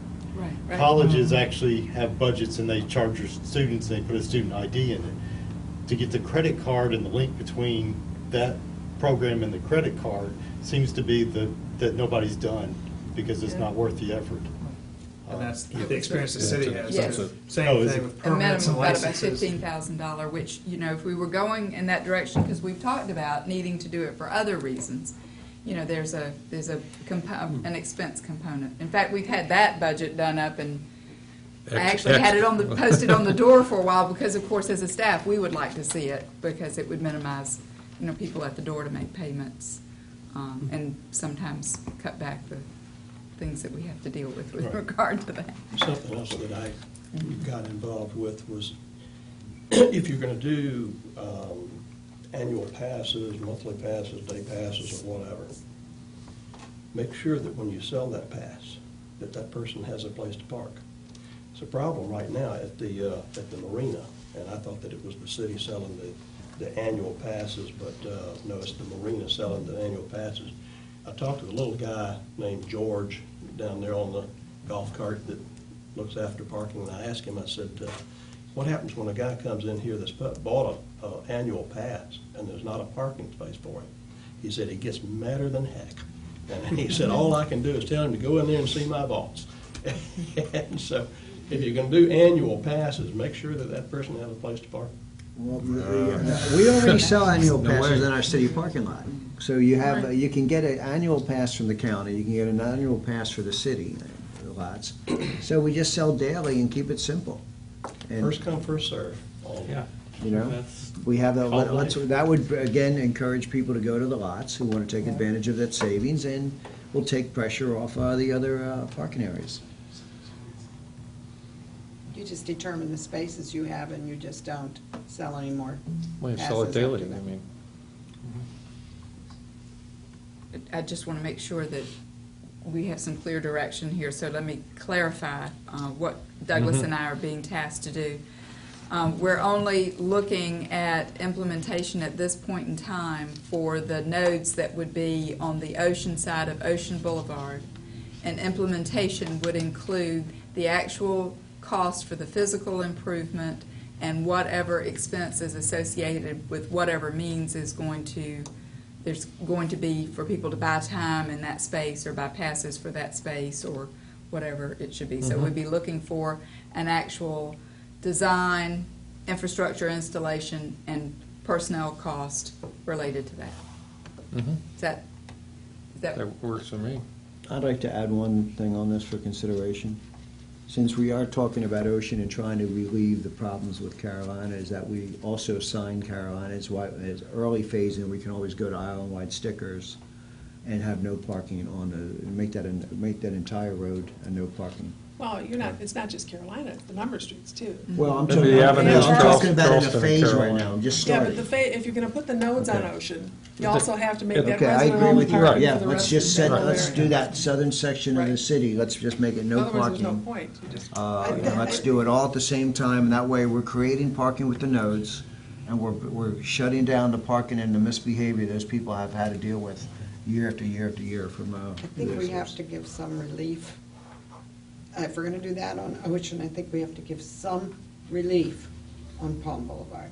Can be slowly implemented, but I do think we have to give some relief. That's why we need to have the overall plan.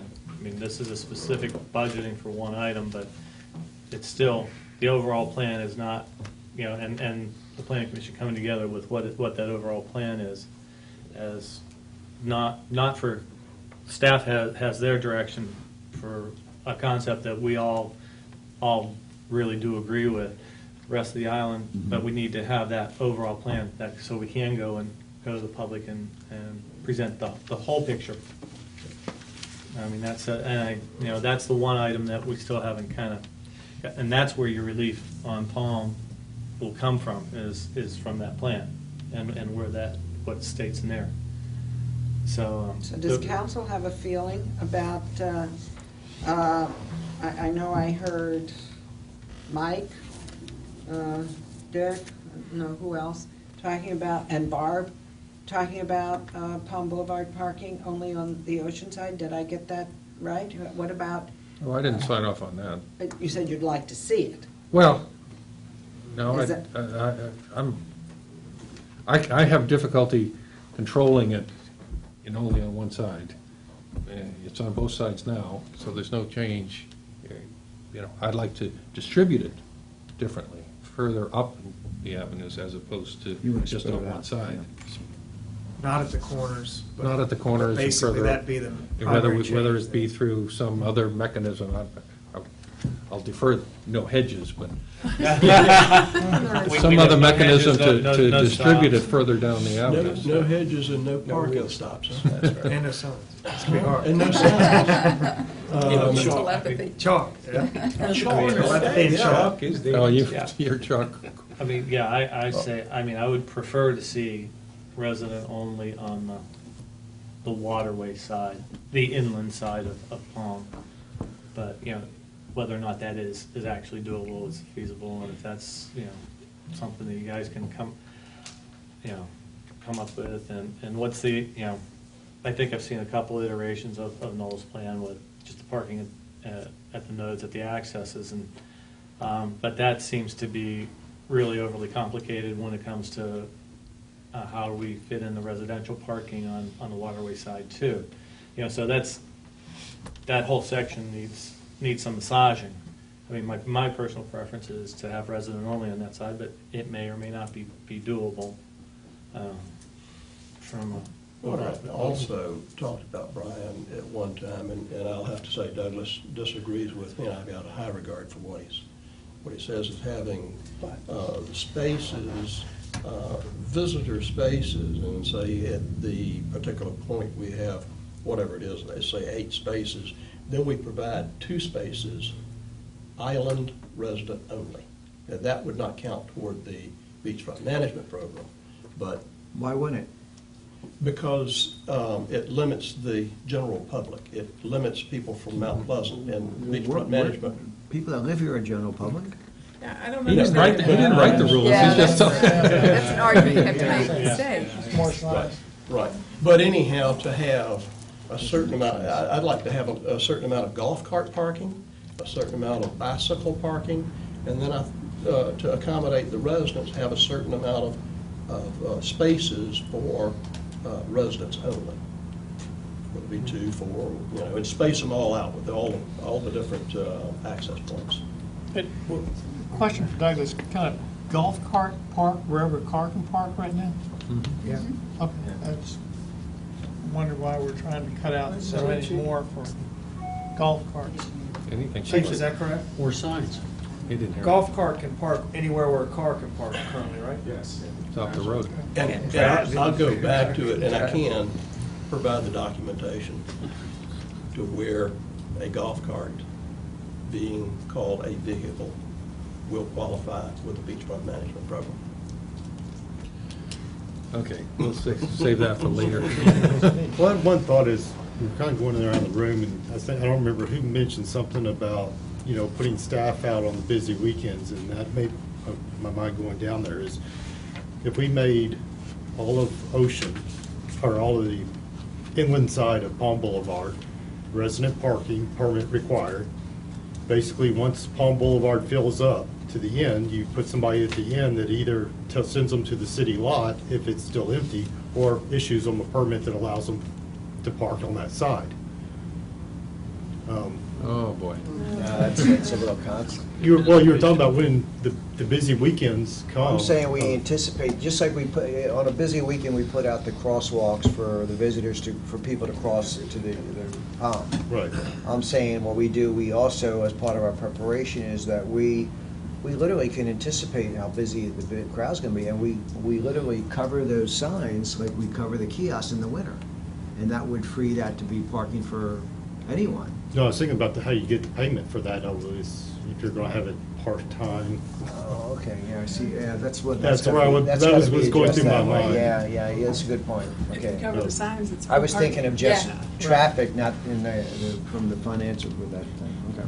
And that's what led me to thinking, well, okay, if you had somebody there to actually issue a permit and allow you to park in that spot.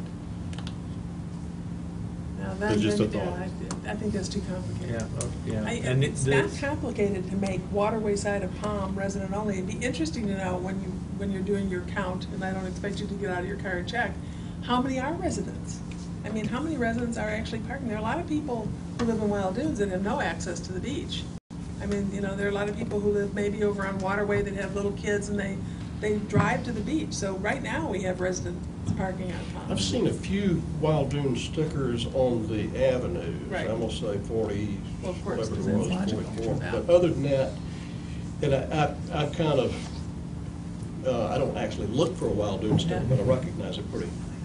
But I'm not just talking about Wild Dunes, I'm just talking about residents. Any reinterest- Other residents. Got a lot of them at 42nd. Let me just to talk a little bit more about Palm Boulevard. We talked earlier about the kind of overall guiding principle of not dramatically reducing parking, to a point to where on any weekend you have people just circling the island looking for a space. Noel is out there, been out there several weeks, looking at that section, and we're getting whatever it is, 400 cars in that section of Palm Boulevard. If the effect of putting those cars on, or limiting the parking to only one side, I'm guessing, and we can certainly figure this out, I'm guessing that's going to greatly reduce the carrying capacity of Palm Boulevard to a point where we are kind of creating that circling situation on every busy weekend. With the group, and that was really a big hurdle that the Planning Commission had to kind of grapple with, is what is the right number? And I can't really get a sense for if the City Council feels like the right number is really a great reduction in the parking capacity in Palm, to a point where it might be really disorganized on those busy weekends, or would the group rather keep it close to the carrying capacity of a busy weekend now? Is there any kind of sense for, because we'll be able to figure that out, basically. We're counting the cars now. We have, the county has surveyed Palm Boulevard, so we'll pretty readily be able to figure out, and that's what we're working towards, what really would be accommodating on a busy weekend. And I'm guessing that parking on one side is not going to be accommodating. As I said before, I think if you can accommodate what we're seeing now, but disperse them further down the avenues or down Palm And if we need both sides, your inclination would be. I'd be willing to What say about- both sides, sure. Brian, you like the idea of one side? Would you, if it got to a point where, I think that we need to maintain the capacity that we have. on kind of a busy weekend? Yeah, not necessarily a 4th of July weekend, but, what is that number, Dick, you put your chart down. Well, We had it's up some there numbers, I thought it somewhere. was like, if we average that number, it was like 350 to Yeah, 400. that's kind of what we're Yeah, counting which is, on a busy weekend. yeah, which is, that's certainly not the peak, and if that's something that can be accommodated on one side, then that might be, but if it's not, then, we need to see how it gets spread. So priority would be for you accommodating the cars over eliminating one side of the road. Yeah, we have to maintain a minimum amount that we can. Another support. thing that has not come up in the conversation, Dick had a pretty interesting idea about that property we own adjacent to the post office, of using No, that we're as an here. overflow parking lot for key weekends. Create, turn that into, Just turn it into a It's not parking a lot. huge- Doesn't have to be It's not a big, huge. yeah, but it's not a big Wouldn't hold that space. car. There's a lot of how many property there, cars but, could you put there? but we- If it was reconfigured differently? 10. No, or No, you I bet can't. more than that. No, You're you down could by the put more than that boathouse, if you- that little tiny bit of Yeah. land on the other side of the street from the boathouse has more than 10 cars in it, and that's a smaller space than the post office. No, we're not talking, The whole piece of property is not ours. we don't No, own, no, I know. Just It's a just triangle. that we only slice own then, that little piece right. between the trees and the road, basically. I thought we owned a bigger piece of Mm-hmm. it. It's pretty Because you were small. talking about that being a parking lot of some time ago. Well, I don't know what, we just took it from the state because we didn't want them to sell it to somebody else. Anybody could We park could there put, right we now? could Yeah, put parking yeah. there, we could put, but it's not a lot. I'd say 10 cars, maybe. Mhm. I would say maybe. Is that Plus or all? minus I- one or I think you'd two. be able to make 50 or 60 something. I don't know. But that's something we could If it do. was configured the We could right do way. that anyhow, but the question is, how do we charge for it? Who's gonna, all that stuff. Well, I'm saying overflow, just for those key pressure point weekends, is what I was thinking. Well, then we have the logistics, I suspect. When somebody turns left at the light, he's going to want to park down there. He doesn't want to travel to the other side of the island trying to find another place to park, so. Yeah, When we Hopefully we keep going can- around and around, we all want to encourage more people to go to the lots, and I think we need better signage. Just a one little letter P with an arrow Yeah. is not, is not good enough. I mean, we could have, coming off the connector, you could have a sign to the right, P, and then turn them towards the Acme. I mean, they don't all have to go down by the sea cabins to get to a lot. That issue has been brought up before, and just if the Real Property Committee will recall, we actually requested that the manager of the lots come up, because he had come yeah. forward with that, and he was supposed to come up with a Where? plan for where he thought were the most strategic locations for those signs, and then we were going to attempt to implement it, and we never got a work product back. Speaking of which, Again, the you'll one sign avoid is some of this blocked driving with around the in trees circles we if they need know trimmed. how easily to get to Left hay corner lots. of that intersection, I meant to tell you that. I'm sorry, I didn't catch it, But the sign by the monument needs to be trimmed because it's overhanging, so. Yeah, Yeah. 2 hours. so, Mr. Okay, Mayor- we're done. I can Well, see, one more thing. yeah. It seems like what you're really asking for is something, a plan for a year from now. And one of the things I mentioned at our planning commission meetings was we have this very complex problem. Let's just break it down into doable sections. Here's a 2012, here's a 13, here's a 14. When you get to 13, it may change, but at least we can give you something to work with in 12. And I think that's, let's don't consider everything at once. Let's take what we can That's do in 12. implementation, we can have a plan. Let's have the overall plan. The plan may have to be updated Well, that's what I'm saying, but we break it down Change. Yeah, into exactly. different. And I think they're charged right now with what to do here to Breach, and we'll still work on what to do here to 57th. Yeah. And overall, we have to figure out how we're going to charge, and where we're going to charge, and all of that stuff. But the rest can be done, just a matter, again, I'm going to say just a matter of signage, but, no parking, permit only, whatever we come up with. But it's going to be, that's a lot of signs, I suspect, so. Let me ask, if we're going to work on the parking nodes at Ocean, and we're gonna work on pay parking, would you want to implement pay parking everywhere at one time, or would you want to do a test maybe at Ocean? personally, I'd rather test Ocean, just Okay. make sure we have a system that works Okay. and that it doesn't swamp us. I mean, wouldn't, right. Very doable. Okay. All right, we can carry this on for hours. I think we've made We can't. I think we made Progress. progress tonight. I expect we'll be sitting down together again in the next 3 or 4 months. 3 to 4 months. Well, I mean, you'll be sitting together, we're going to be sitting, Hey, Ralph. you know, worrying about these, what are we going to be doing a year from now? Funding it, you know, so it's going to be on a more fast-forward track than we've been on. So. Thank you. Okay,